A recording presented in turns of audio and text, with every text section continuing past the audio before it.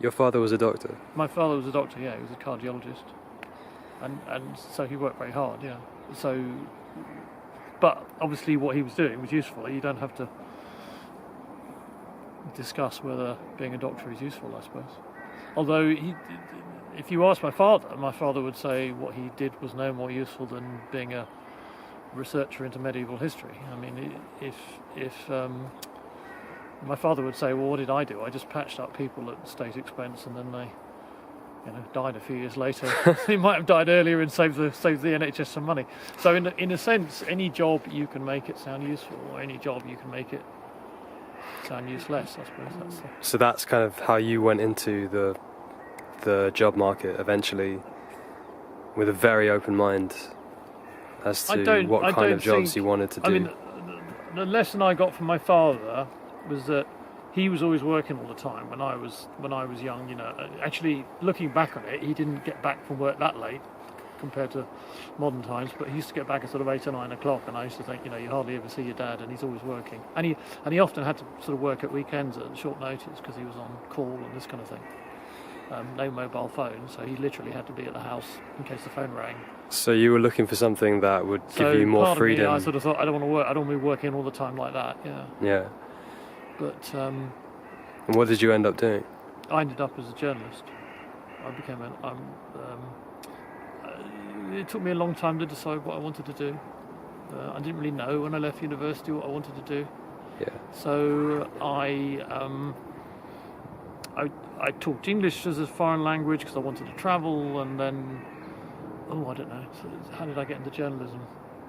I was a copywriter, I was an advertising copywriter. I liked working with words, but I didn't know how to. Well, I had tried to become a journalist when I was younger, and it hadn't worked. And I was on a course which was all about deciding what you wanted to do in life. It's a bit complicated. And my friend was on it, and he said, why don't you do this course? And so we both did this course. And it was an interesting course because various people discovered various different things they wanted to do from it, and they'd have these sudden revelations. They'd go, oh my gosh, I know what I want to do. My friend, he had not gone to university. He had gone into Sainsbury's, and he worked at Sainsbury's first as a management trainee, and then in computing, and then training people to use, new technology. And he used to sort of say, oh, I envy you because I went to university. And I used to say, well, we didn't really do much at university. We sort of sat around and drunk too much, and you were doing something useful. And anyway, I said, so what's the difference? You're earning a nice job and you've got a good salary. What do you care? You didn't go to university. But he was obsessed with this idea that he hadn't been to university. And as a result of going on this course, he decided to go into waste management, to look at recycling and waste management. And he went to university and did a course in recycling and waste management. And he ended up as the recycling manager for Sainsbury's. Unfortunately, I'd lost contact with him at that point, but I saw his name, and that's what he did. So it worked for him. We had another guy, and he was this big, I don't know, he'd done various sort of corporate jobs, and he was a big, worked in Asia, and he was a big, bit of a bullshitter in a way. He was a bit of a sort of full of wind. And we're always kind of thinking, what the hell can he do? Because he was so full of himself, and he always was. Every company he worked for, he knew how to run it better, and all the rest of it. And eventually, and what we did, we had an exercise once where we did kind of, where would you like, what would you want, impossible dreams, if you like. And one of his dreams was, he said, well, I've always wanted to live in San Francisco. And after the course finished, we kept in touch, and we were talking and so on. We'd have little meetings, and he came in one day and he said, I've been going out with my uncle who has a market that goes to market stalls around the country selling jeans. I've been selling jeans at my uncle's market stall. And suddenly at this point, this light goes on in your head, and you think, of course, this guy's an entrepreneur. He has to run his own business. He has to be doing his own thing. He doesn't want to work in a company. He wants to work in his own business. Right, and that feeds into something you were saying to me. In San Francisco, he discovered that you could, you could go and live in the US if you buy a business worth. And he bought a bagel bakery in San Francisco. Went to San Francisco. I don't know what happened. From jeans to bagels. Yes. I guess it didn't matter what it was for him. It was more that he needed to be in control of his own work. Charge, yeah. And in my case, I just opened the newspaper and there was a course for magazine journalism, and I just looked at this and I thought, yep, that's what I'm going to do. I want to be a magazine journalist. Jeez. All your flaws become virtues. So I was always I was asked awkward questions. So whenever I'm in a job, I would always say, why are we doing it this way? Why are we doing it that way? And people would say, shut up, it's not your pay grade. So that was one. What was the other things with journalism? I mean, I have this amazing ability to be interested in most odd things. I mean, people sort of think, oh, you're a... I went with some friends to Felixstowe, and to Parwich rather, which is opposite Felixstowe, and there's a port of Felixstowe opposite. And I'm fascinated by the port of, here's this great big container port and how it works and the cranes and things. And right. You see the cranes and so on, and everybody thinks you're a complete nerd because you're interested in a container port, and they're just interested in the fact it's a sunny day and they're having a boat trip. But it's how things work. You see, it's kind of like, yeah. And I could get fascinated by stuff like this, which was useful when you were right. I've always liked using words. Yes, suddenly lots of things that were a problem before were not a problem. Was there ever any kind of moral imperative to get a job? I mean, how would you... do you have any feelings around the ethics of work? I personally have my first answer would be no, it's a financial imperative more than a moral one. I mean, you have to earn money somehow. But I personally have always liked being useful. Right. That is my own little personal hang-up. I like to feel that I'm being useful. I say that because people are surprisingly suspicious about it. But I sometimes think that it's about membership in a community. Having a function or a role within a group. It relieves a lot of the pressure. You see, I'm probably more communal now than I was, but I've never groups. Not everybody's easy in groups, I'm not particularly easy in groups. No, it's true. And I'm not happy. I have not particularly been happy in group roles traditionally. Do you ever feel that writing is somehow you're interacting with a group just through a solitude?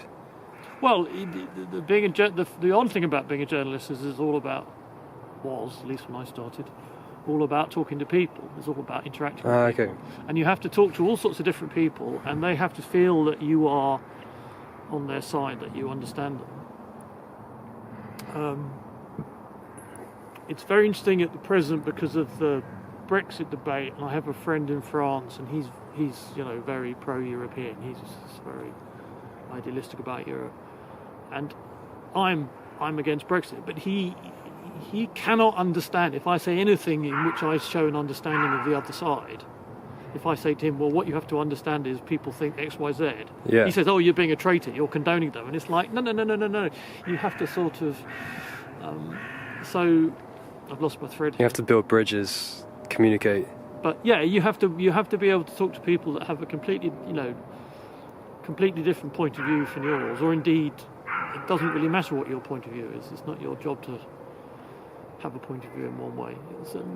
That's one of the nice things about being a journalist, is you sort of get a window into a journalist who's not interested in a point of view. Well, you get a window into what other people think. And when you've talked to lots of people and you discover what other people think, then you have a point of view in the sense that you're inevitably exercising some judgment about what the story is. Do you think people have a false sense of what journalism involves? Yes, completely. Everybody thinks the common things you're told is, you just make up the story, or you decided what the story is before you start. Right. I could talk about this for hours, but it's not true. What you have in your mind, you have to remember that every journalist you have your readership, and what your readership is depends on the publication. Some publications, even national newspapers, have readership. I mean, Daily Mail readers, they're thinking of certain types of readers and they have certain types of views. But often, you're writing, particularly I was writing for air cargo people, so you have an idea of what the typical air cargo person wants to know about. Right. So your readership is in your head when you're having the conversation, and what would be interesting to the readership is what matters.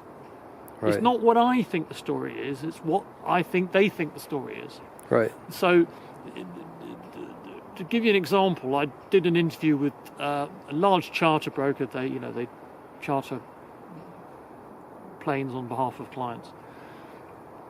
He was very excited because he'd just done a management buyout, where he'd just bought his own, he was working for the company and he'd been part of a team that bought the company.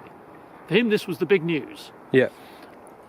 What I wanted to talk about was, what do you think is the future of the 747 freighter, or do you think MD-11s, etc. I wanted to talk about aircraft because he's a charter broker and he can talk about these things in an independent way, in the way that people, if you're Lufthansa, you're obviously going to say our aircraft are good aircraft. So he has an independent voice. So he was probably disappointed when I wrote the story that I didn't say more about his management buyout. But that's a judgment. And you can argue with my judgment. You can say that my judgment was the fact that the ownership of the company has changed. It's not actually that very exciting. It's worth mentioning. It's not a big thrill. Whereas the fact that he says, 747s are doomed or whatever he said, that's a story. So in that sense, your opinion, if you like, gets into the story. But it's not that I'm writing what I want to write. I'm writing what I think is interesting about the material. And I think all journalism is like that. I know that the tabloid papers are very partisan, but even then they're thinking about their own. I'm not entirely defending tabloid papers, particularly not the Daily Mail, but they are thinking about what is interesting for their readers. Right. Do you miss it? You're retired now. Yeah, I miss sometimes. Sometimes I think, I had these skills that I'm not using now, like the interviewing skill. I enjoyed interviewing. I think a lot of people say this, that the job had changed from when I first started. The internet came along and changed it in very many ways, not least of which is it weakened the importance of the publications I wrote for. Right. So it wasn't the same business. So when I'm nostalgic for it, I'm nostalgic for what it was when I started. I'm not so nostalgic for what it was 3 years ago when I stopped. Does your awareness of that kind of nostalgia element influence what you do now, such as conservation? And I'm trying now. I'd say the biggest struggle I have now is I still want to feel that what the stuff I do is useful. But useful is a very funny category because it has to feel useful to me. And this is obviously useful in inverted commas because we're, helping preserve the wood and stuff. Although you could argue that in the bigger scheme of things, who cares? The wood's still going to be here or whatever. I mean, really, one of the reasons I really come to do this is because it's a nice thing to do is with other people, and I get a bit of exercise, and so your own personal pleasure also gets mixed in with useful. It's very hard to disentangle them. And to go back to my dad, my dad could say, well, here you are, I'm doing a useful job. I'm taking people with a serious illness and I'm curing them. Right. But you could equally well argue he was having a nice big ego trip by being the big doctor and swanning in and sorting everybody's problems out, which must have felt very pleasant, really, to be, a person that can fix everything. So, and so useful is always, I think the job satisfaction is always a mix of the two. I think partly it's you feel that what you're doing is worthwhile, hopefully. Okay. And the other part of it is you hope is that you like it, you enjoy it. There's nice people. Last question. Do you think that the situation is different for young people now, people my age and younger, going into the job market? is there as much scope for picking a job that you enjoy and feel is useful / meaningful? I know I'm supposed to say no, but I'm going to say yes, because I think that, I don't know, this is a big question, isn't it? The question is the extent to which is the current generation uniquely disadvantaged compared to the previous ones?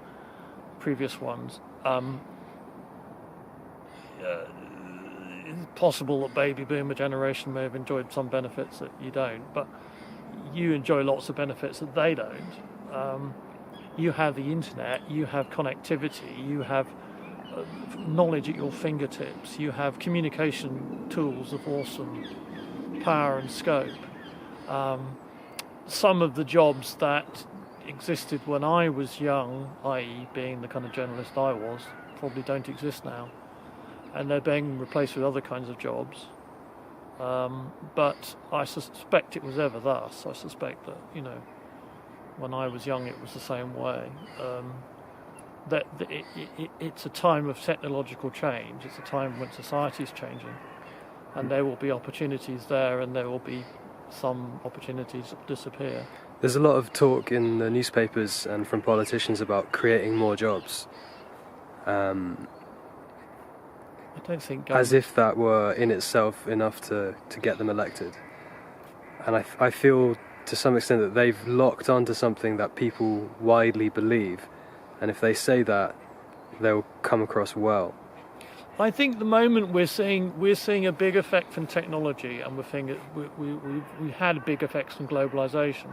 So technology is things like certain types of jobs disappearing because of automation. There's more and more automation in all sorts of jobs. We're not just talking about driverless lorries and Amazon warehouses, but I mean, to give you an example, legal lawyers, the young lawyers used to be looking up precedents so the more experienced lawyer can make his case in court. Right. Now you can get a computer to dig up the precedents for you and this kind of thing. So technology is changing all sorts of areas. I think this is responsible for quite a lot of the problems. People say, are there going to be enough jobs for lower skilled people and so forth? Do politicians have much effect on this? I think they can have a bad effect on it. I think they can pursue stupid policies which damage the economy. But I'm not so sure that they're so good at picking the winners or picking the industries of the future. So I think largely I'm sounding a bit conservative here, but I think largely politicians probably need to get out of the way, right? Really. But on the other hand,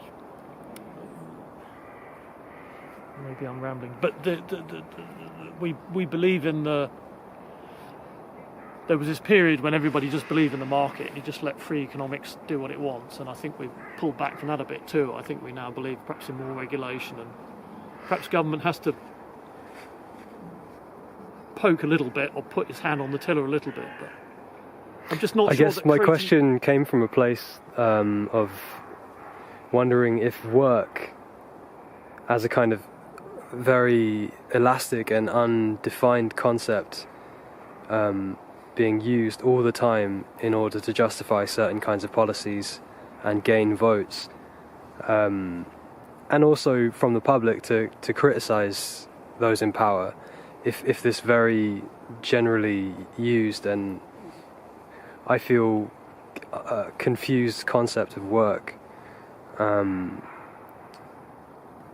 has any particular value right now. There are some people saying that precisely because of technology, work will become less and less necessary, work as we understand it. And there are other people saying that it will make people more lazy. And there's a certain amount of confusion around that, because I don't think people will stop doing things because they won't be employed. I don't think the unemployed are necessarily lazy. It's possible that we may move into a sort of utopian future where technology, where computers and automation is doing all the jobs, and we're all looking for ways to amuse ourselves or do interesting things in our lives. But I suspect that so far technology has always created new jobs. I mean, there are no longer people standing shutting the tube jaws, and there are no longer people doing all sorts of jobs that used to exist when I was a child. But on the other hand, there are now people who are blogging on the internet, or internet designers, or who are selling stuff on eBay, and none of these things existed before. So technology creates new jobs. And the other thing is, if we're all going to have more leisure, or we're all going to have less work, then what are we doing during the times when we're having less work? We're doing things, we're going out, we're doing things, we're interacting with people, and that means jobs. When you go into Costa Coffee to have a coffee, somebody has to serve the coffee. Right. So, the camera you're holding in the hand, somebody had to make it. The internet servers that you upload your photos to, somebody's operating the